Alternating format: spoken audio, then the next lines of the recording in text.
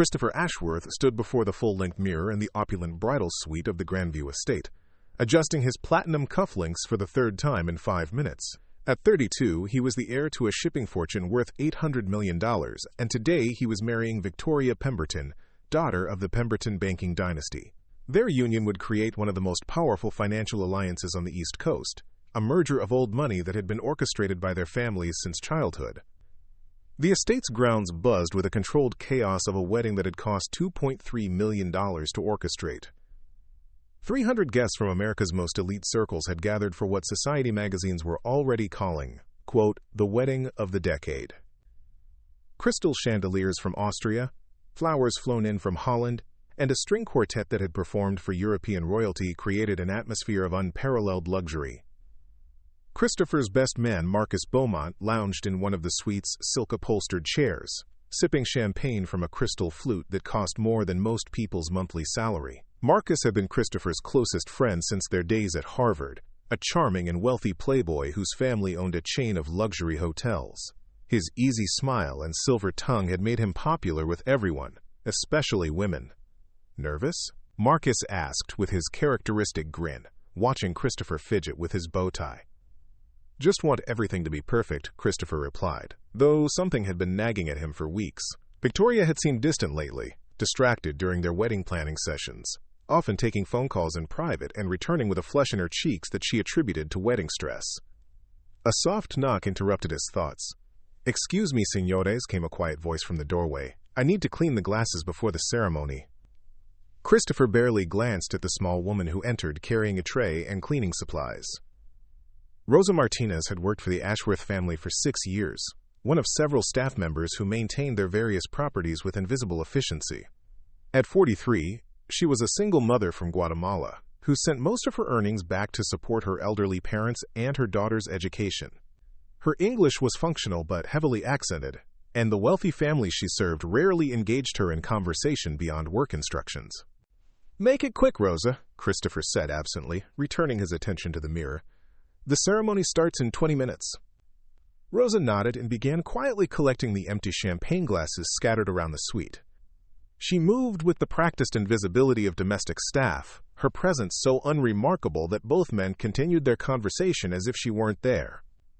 "You know, Chris," Marcus said, swirling his champagne thoughtfully, "I have to admire Victoria's discretion. She's managed to keep things very compartmentalized." Christopher turned from the mirror with a puzzled expression. "What do you mean?" Marcus's smile became more knowing. "Oh, nothing serious. Just impressed by how she's handled the pressure of all this wedding planning. Some brides might have let off steam in ways that could complicate things." Rosa's hand slowed almost imperceptibly as she cleaned a glass near Marcus's chair. Something in his tone made her glance up at the two men, though she kept her expression neutral and continued her work. "Marcus, you're being cryptic," Christopher said with a nervous laugh. "What are you talking about?" "I'm just saying that Victoria has been very good at managing her needs without creating any awkward situations for today." Marcus took another sip of champagne, clearly enjoying Christopher's confusion. A man appreciates a woman who knows how to be discreet about these things. Christopher's smile faded as the implication of Marcus's words began to sink in. "Marcus, what exactly are you trying to tell me?" "Nothing you need to worry about, old friend," Marcus replied with a wave of his hand. "What happens before the wedding stays before the wedding, right? Besides, after today, she'll be a properly married woman with all the respectability that entails." Rosa had frozen completely now, a crystal glass trembling slightly in her hands as she realized what she was hearing. She had worked in wealthy households long enough to recognize the casual cruelty of privileged men discussing women like possessions, but this conversation was approaching something far worse. Christopher stepped closer to Marcus, his voice dropping to a dangerous whisper. "Are you telling me that Victoria has been seeing someone else?" Marcus's expression shifted slightly, as if he was realizing he had said more than he intended. "Chris, look, it's complicated. You know how these arrangements work. Love isn't really the primary consideration here. Answer the question, Marcus. Has my fiancé been having an affair?" The silence stretched between them while Rosa stood motionless, still holding the glass, afraid to move and draw attention to herself. She understood enough English to follow the conversation, and what she was hearing made her stomach turn with a mixture of horror and recognition. "It's not an affair if it doesn't mean anything," Marcus said finally, his casual tone attempting to minimize the devastation of his words. "Victoria is marrying you, Chris. That's what matters. What she did to relieve stress during the engagement period is irrelevant." Christopher's face had gone completely pale. "Who?" he asked, his voice barely audible. Marcus hesitated, clearly regretting the path their conversation had taken. "Chris, I don't think this is productive." "Who has she been sleeping with, Marcus?" The question hung in the air like a physical presence. Rosa could see Christopher's hands shaking as he waited for an answer that would destroy his world, while Marcus struggled with whether to complete the betrayal he had already begun. "It doesn't matter," Marcus said weakly. "After today, it's all in the past." "It matters to me," Christopher said, his voice gaining strength and fury. "I deserve to know who has been laughing at me behind my back while I planned a wedding to a woman who was sharing her bed with someone else." Rosa watched this scene unfold with growing anguish, recognizing the pain in Christopher's voice and the callous manipulation in Marcus's responses. She had seen enough cruelty in her years of service to wealthy families, but something about this moment felt different. This wasn't just casual privilege and dismissal. This was active deception that would destroy a man's life. Marcus stood up slowly, setting down his champagne glass with deliberate care. "Christopher, you're getting emotional. This isn't how gentlemen handle these situations. Victoria made a choice to marry you, which means she's chosen security and status over whatever temporary attraction." "Stop talking around it," Christopher exploded. "Stop treating me like I'm too fragile to handle the truth. Who is she sleeping with?" The force of his outburst seemed to break through Marcus's careful facade. For a moment, his mask of casual sophistication slipped, revealing something uglier underneath. "Fine," Marcus said with sudden coldness. "If you insist on making this difficult, I'll tell you. Victoria has been having an affair for the past 3 months. Regular meetings, passionate encounters, the whole romantic fantasy. She told me all about it last week, laughing about how easy it was to deceive you while you focused on wedding details." Christopher staggered backward as if he had been physically struck. "She told you. Why would she tell you about her affair?" Marcus's smile returned, but now it was cruel and predatory. "Because, Christopher, I'm the one she's been having the affair with." The words hit the room like a bomb. Christopher's legs gave out, and he collapsed into the nearest chair, his face cycling through disbelief, pain, and rage. Rosa's hands were shaking so badly now that she had to set down the glass she was holding to keep from dropping it. "You?" Christopher whispered. "You're my best man. You're supposed to be... How could you... How could I... What?" Marcus replied, his tone now openly contemptuous. "How could I take what was offered?" "Victoria came to me, Chris." "She came to me because she needed something you couldn't provide. Passion. Excitement. A man who knew how to make her feel like a woman instead of a business asset." Christopher buried his face in his hands. "This can't be happening. The wedding is in 15 minutes. 300 people are waiting downstairs. Our families have invested millions in this union." "And it will still happen," Marcus said matter-of-factly. "Victoria will walk down that aisle, say her vows, and become Mrs. Christopher Ashworth. What she does afterward is up to her, but legally and socially, you'll have everything you need. You expect me to marry her knowing this? You expect me to stand at that altar with you beside me, knowing that you've been sleeping with my fiancé?" Marcus shrugged with infuriating casualness. "I expect you to do what's best for both our families' interests. Your marriage to Victoria secures the Pemberton-Ashworth merger. My relationship with Victoria secures my access to both family fortunes. Everyone gets what they need. Everyone except me," Christopher said bitterly. "You get a beautiful wife, social prestige, and business advantages worth hundreds of millions of dollars," Marcus replied. "Most men would consider that a fair trade for turning a blind eye to their wife's recreational activities." Rosa had heard enough. The casual cruelty of Marcus's words, the devastating betrayal being inflicted on Christopher, and the assumption that marriage was nothing more than a business transaction filled her with an anger that overcame her usual caution about remaining invisible. She began moving toward the door, but as she passed Christopher's chair, she made a decision that would change everything.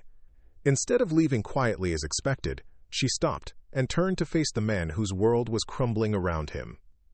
"Signor Christopher," she said softly in her accented English. Both men looked up in surprise, as if they had forgotten she was in the room. Christopher's eyes were red with unshed tears, while Marcus looked annoyed at the interruption. "What is it, Rosa?" Christopher asked, his voice hollow. Rosa looked between the two men, then made her choice. She switched to rapid Spanish, speaking directly to Christopher in words that flowed like water, her voice filled with compassion and urgency. "Señor Christopher, lo que este hombre le está diciendo es verdad, pero hay más. Ella no está solamente engañándolo con él. Esta mañana, yo los vi juntos en el cuarto de la señorita Victoria, y ellos estaban riéndose de usted. Él le dijo que usted era demasiado estúpido para sospechar nada, y él le dijo que después de la boda, usted sería completamente bajo su control. Ellos planean tomar su dinero y humillarlo públicamente.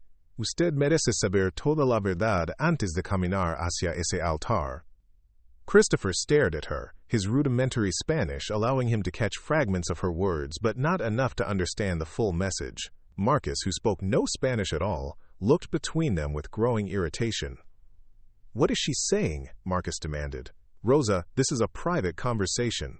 You need to leave immediately." But Rosa ignored him, continuing to speak to Christopher in Spanish, her voice growing more passionate as she revealed everything she had observed during her years of invisible service to his household. "Y hay más, señor. He ha estado limpiando su casa por 6 años, y he visto sus papeles. Este hombre ha estado robando dinero de sus cuentas comerciales. Pequeñas cantidades que usted no notaría, pero durante 3 años. Él y la señorita Victoria han estado planeando esto desde el principio. Su matrimonio no es sobre amor o negocios. Es sobre robar su fortuna y destruir su vida." Christopher's eyes widened as he caught the words dinero and robando, money and stealing. He stood up shakily, moving closer to Rosa. "Rosa, please, slower. Can you say some of this in English?" Marcus stepped forward aggressively. "That's enough. Rosa, you're fired. Get out of this room immediately before I call security." But Rosa had crossed a line she couldn't retreat from. She had watched too many wealthy families destroy themselves with cruelty and deception, had seen too many good people crushed by those who viewed other humans as expendable resources. This time, she would not remain silent. "Señor Christopher," she said in careful English, her accent thick but her words clear, "I am telling you in Spanish because he," she pointed at Marcus, "he cannot understand. Your friend and your bride, they are not just having an affair, they are stealing from you. For 3 years he takes money from your business accounts. Small amounts, but I see the papers when I clean your office." Christopher's face went white as Rosa's broken English delivered devastating revelation after revelation. "What papers? What are you talking about?" "The bank statements in your trash, the ones with numbers changed. I see them many times. I know because my daughter studies accounting, and she teaches me to read these papers. This man," she gestured again at Marcus, who was now staring at her with undisguised fury, "he has been stealing from you while planning to take your wife also." Marcus lunged toward Rosa with obvious intent to silence her, but Christopher caught his arm. "Don't you dare touch her," he said, his voice filled with a dangerous calm. "Rosa, are you telling me that Marcus has been embezzling from my company?" "Si, señor. Yes, I have seen the papers many times. Always I think maybe I should tell you. But I am afraid you will not believe me, because I am just the maid. But now, when I hear him talking about destroying your heart with this woman, I cannot stay quiet anymore." Marcus's facade finally cracked completely. "You stupid woman! You have no idea what you're talking about. Christopher, she's obviously lying. Why would you believe some illiterate cleaning lady over your oldest friend?" But Christopher was no longer looking at Marcus. He was studying Rosa's face, seeing for the first time the intelligence and compassion that had been invisible to him for 6 years. "Rosa, what else have you seen?" "Señor Christopher, there is more. This morning, when I was preparing the bride's room, I heard them talking. They laughed about you. They said after today, you would be, como se dice, under their control. They plan to take your money and make you look foolish in front of everyone. This wedding, it is not about love or even business. It is about stealing everything you have." The room fell into absolute silence, except for the sound of Christopher's ragged breathing. Marcus stood frozen, realizing that his carefully constructed deception was unraveling through the testimony of a woman he had never considered important enough to notice. "Christopher," Marcus said desperately, "you can't seriously be taking the word of a housekeeper over." "Over my best friend?" Christopher interrupted, his voice now hard as steel. "My best friend who has been stealing from me for 3 years while planning to humiliate me at my own wedding? My best friend who has been sleeping with my fiancé and laughing about my stupidity?" "She doesn't understand what she saw," Marcus insisted. "She's probably misunderstood some completely innocent business documents." "Rosa," Christopher said, ignoring Marcus entirely, "you said you've seen bank statements. Can you tell me what kinds of numbers you saw?" Rosa nodded eagerly. "Si, senor. The statements show transfers to accounts that are not yours. Always the same amounts. $5,000, sometimes $10,000. The papers in your trash show different numbers than the papers on your desk. Like someone changed them before throwing away the real ones."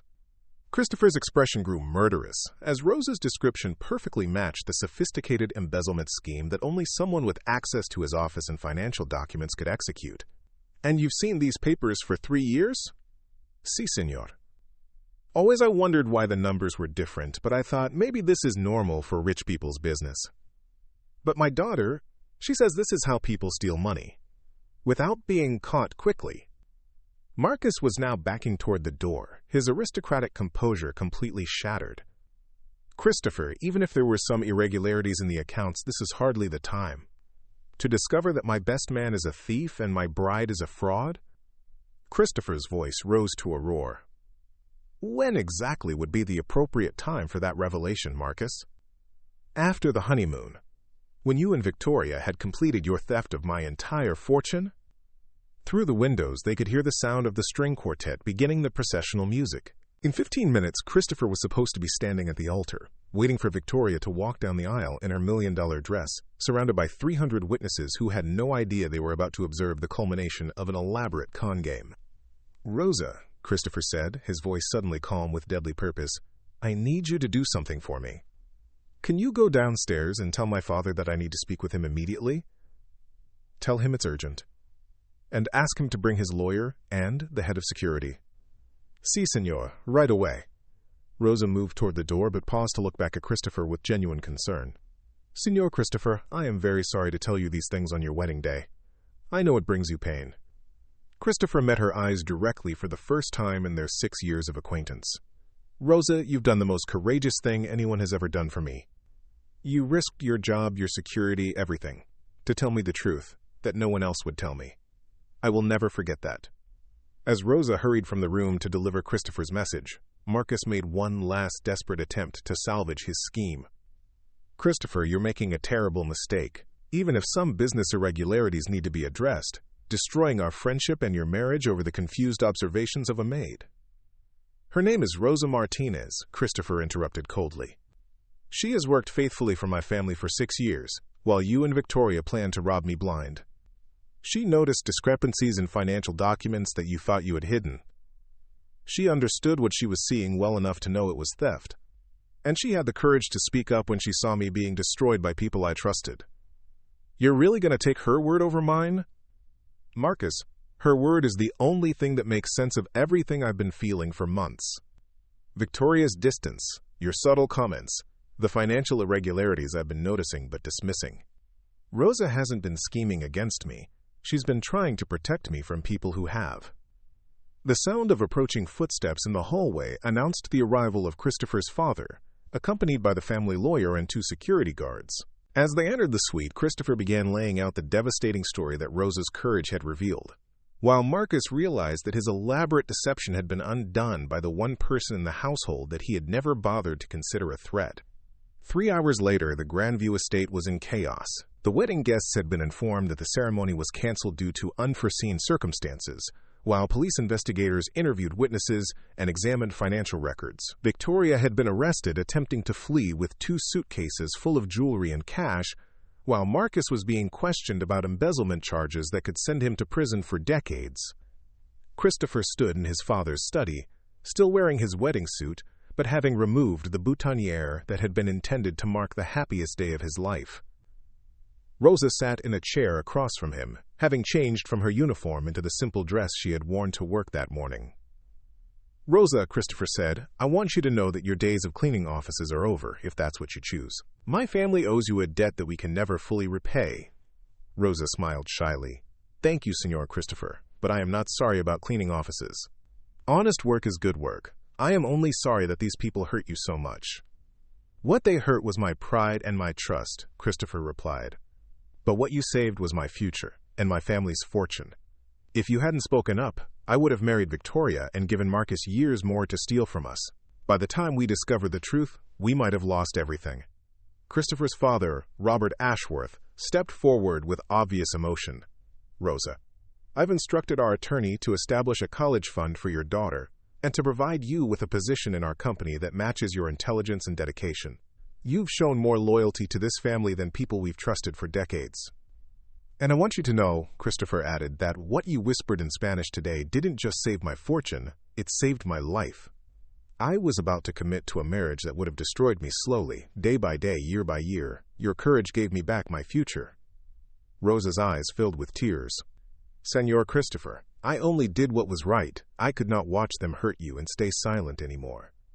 Most people would have stayed silent, Christopher said. Most people would have decided it wasn't their business, or been too afraid of losing their job to get involved. You risked everything to tell a truth that powerful people didn't want spoken. 6 months later, Rosa Martinez was working as the director of household operations for Ashworth Enterprises, overseeing staff at 12 properties and earning more money than she had ever imagined possible. Her daughter had enrolled at Harvard on a full scholarship funded by the Ashworth Family Foundation, studying to become an accountant, specializing in fraud detection. Marcus Beaumont was serving an 8-year sentence for embezzlement and conspiracy, while Victoria Pemberton had been disowned by her family and was facing her own criminal charges. The elaborate wedding that was supposed to have been the social event of the decade had instead become a cautionary tale about the dangers of trusting appearances over character. Christopher never remarried, but he did find something more valuable than the fraudulent union he had almost entered. He discovered the importance of listening to voices that others ignored, of recognizing wisdom that didn't announce itself with expensive clothes or prestigious degrees, and of understanding that courage often speaks with an accent and wears a uniform. On the anniversary of his canceled wedding day, Christopher always sent Rosa a bouquet of flowers with a note that read, "Thank you for the truth that set me free." And Rosa would smile, remembering the moment when a maid's whispered Spanish had frozen a groom at the altar and saved him from a lifetime of deception. Sometimes the most important words are spoken by those who have been invisible for years, waiting for the moment when staying silent becomes impossible and truth demands to be heard, regardless of the consequences. Christopher kept Rosa's words framed on his desk. Sometimes truth is quiet, but when it speaks, everything changes. The maid who had whispered in Spanish about his bride's betrayal had become his most trusted advisor, while the best man who had planned to destroy him rotted in prison alongside his fraudulent fiancée. A year later, at Rosa's daughter's Harvard graduation, Christopher stood in the audience as Maria Elena Martinez delivered the valedictorian speech about courage speaking in every language. Rosa sat beside him, no longer invisible, no longer afraid to speak the truth that powerful people needed to hear. "Thank you," Christopher whispered to Rosa in his improving Spanish, "for saving my life." "De nada, senor," Rosa replied with a smile. "Sometimes the people who serve you are the only ones brave enough to protect you." The groom, who had frozen at his maid's whispered warning, had learned that the most valuable truths often come from the most unexpected voices, and that real loyalty is found not in those who share your status, but in those who share your humanity. In the end, Rosa's courage had given him something worth more than any fortune: the chance to build a life based on trust, honesty, and the recognition that wisdom speaks every language fluently.